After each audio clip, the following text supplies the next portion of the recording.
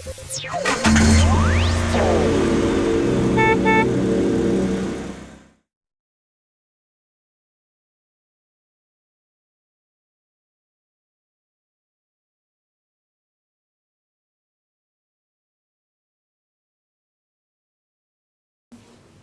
slate. Slate. Sheridan 1, take 1. Sheridan 2, take 1. Mark it.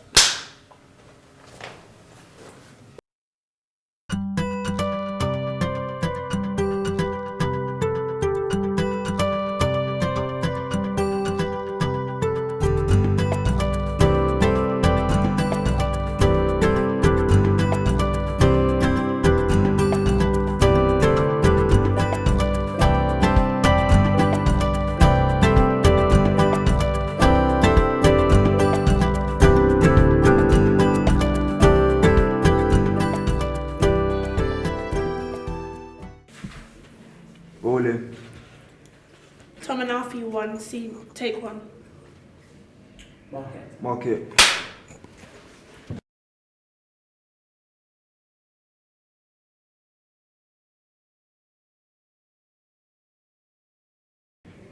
It hurt me because it was a shock. Around the time there was a lot of violence going on, but you just don't expect it to happen to anyone that you know, so that's why it hurt really, in a sense. It was a bit of a shock. Mostly shock and denial and helplessness. Well, I was only 4, so I didn't know how I felt, really. I think it affected me quite a lot because my behaviour really changed. Well, I think it affected me because it was one of my close family friends, like family. Camera, rolling, slate, Billy 1, take 2. marker, action. Hello. Hello.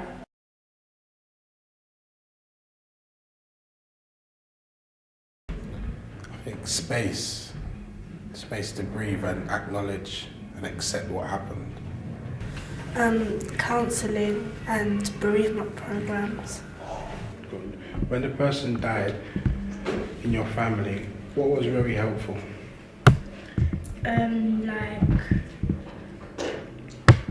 Just like knowing that she would still be there. The counselling that I got of everybody, and like now people supported me all the way through it.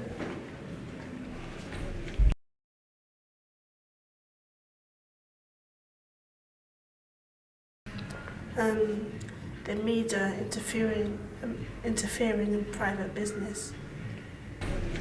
Good. What wasn't helpful? Like the media just jumping in and stuff. Just like people taking the mick out of you and that because like something like that's happened to you. People laughing at me and teasing me. Like media, attention, just phone calls, just total anarchy, just everything. Just everything. People, phone calls, I couldn't take out.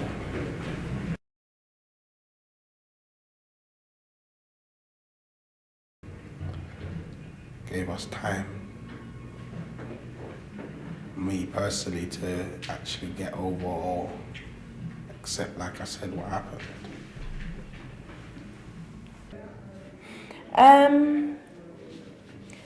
I guess because it's happened, you can't really reverse time and stop anything that had happened. But I think if there was more unity, like within the community, as cheesy as it sounds, then a lot of crime wouldn't happen if people like came together, and especially young people.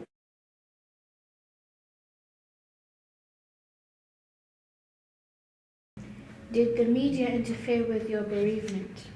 Yeah, and it was very intrusive. I was putting stuff like the newspapers that wasn't true, and they was twisting the stories, saying things that we apparently said, which we didn't.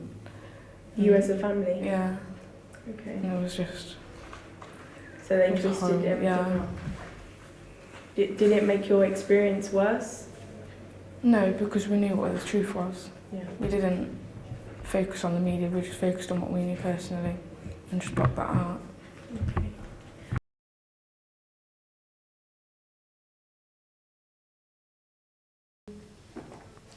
My family and my class and my friends. What did they do for you? They cheer me up when I'm sad and other stuff. Yeah, I had my family there to support. I had my family, his family was basically like mine. You know, I was there to support his mum at the time.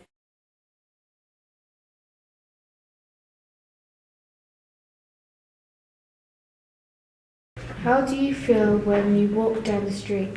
Sometimes I feel paranoid, or when I'm walking with my family, I feel kind of protective. Part of me now feels taken away. I don't feel whole, 100%. How do you feel when you walk down the street?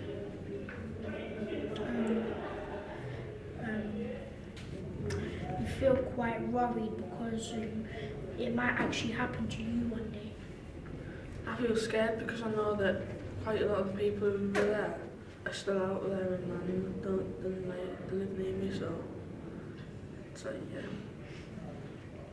How do you feel when you walk down the street? I feel like I'm followed by someone. How do I feel? I feel confident. I feel confident because I think you have to be confident in this, kind of environment. I think you should always be confident in the way you are because it just shows something about you. Go and press it again. Should I be recording? Right, when that, you say rolling. Rolling. Then you say slate. Slate. Yeah, good. Take 1, Debbie 3. Mark How you say mark it. Mark it. There you go. And then I'm recording this. action.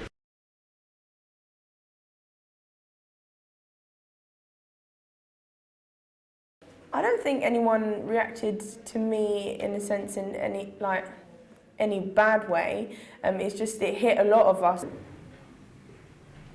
I wouldn't say different, they were just, they themselves didn't know how to take the loss. So it was a bit treading on ice.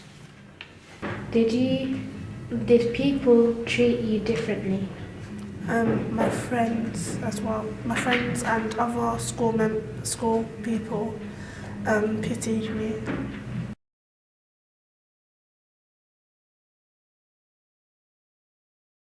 Do you think that parents should be more firm in how they bring up their children? Yeah, I do, because like if they don't like keep them on time and get them in early and that, they start to get involved with gangs and it just escalates from that. Yeah. Yeah, because if they're not firm with their children, yeah, what would happen when they're older? They could be getting into drugs, gangs. One thing leads to another. If there's not close relationship there between parents and their children, then it can lead to children just going astray, being on the streets more. Yeah, because if parents aren't firm with their kids, then they might think they can do anything they want. So they might be influenced by a gang member and end up doing drugs or crime. I think parents should be a lot firmer because, you see, with the lack of respect inside the house, the kids are left to run wild when they go outside and they fear nobody. Authority, people, regular people, innocent people, they respect nobody or fear anybody.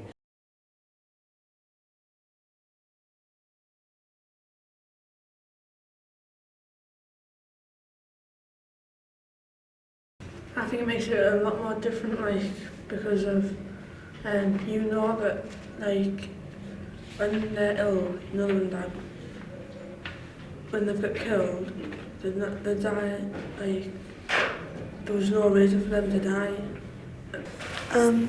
When someone has died from an illness, they have time to prepare for when they die and they get to accept it. But when the person's murdered, they don't really have time to accept, it just happens.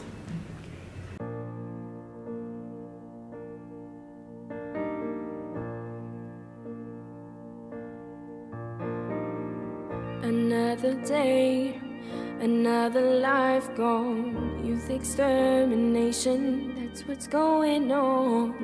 Betrayal in our society, blaming life on inner city. Is this the way for us as humankind? Propagating youth genocide. What we need to do is stand up. Stand up, my people, stand up. We need to stand our ground and fight it. Oppose the drugs, the blade, and the bullet. Expose the root.